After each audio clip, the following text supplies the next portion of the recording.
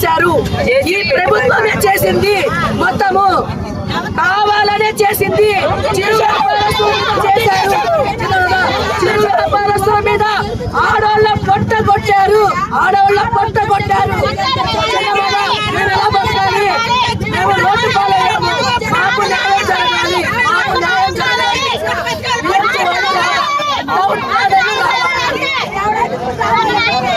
తీయండి. చిరు వ్యాపారస్తులు వ్యాపారం చేయకూడదు అని కానీ, ఏదన్నా మాకు పేపర్ వచ్చింది అమ్మ జియో పాస్ అయింది మీరు ఖాళీ చేయండి అని కానీ గత ఈ సంవత్సరంలో మాకు ఎవరు చెప్పలేదండి. మున్సిపాలిటీ వాళ్ళనే కానీ ఈ ట్రాఫిక్ కమిషనర్ కానీ ఎవరైనా సరే మాకు ఎవరు ఏమీ చెప్పలేదు. మేము నిన్న వ్యాపారం చేశాము, మొన్న వ్యాపారం చేశాము, సరుకులు తెచ్చుకోవడానికి లోనికి వెళ్ళి వచ్చి ఒక్కొక్క బండి జేసీబీతో పగల కొట్టించారు.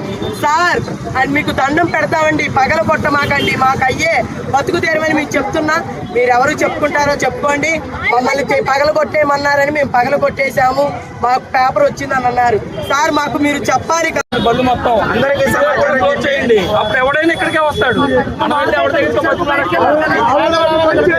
అక్కడ బంద్ చేస్తాం. బళ్ళు అయితే మన ఆందోళన అయితే మనం ఆందోళన పెట్టండి, ఇక్కడ కూడా పెడతారు, వీళ్ళందరూ వస్తారు. ఏదో వాళ్ళు చెప్పారు, మనం ఏదో చేయట్లా. మన ఆందోళన కొనసాగిద్ది, మన పోరాటం మనం జాగిస్తాం, మన సమస్య పరిష్కారం అయితే మనం ఉంటాం. కానీ ఏం జరగదు అక్కడ.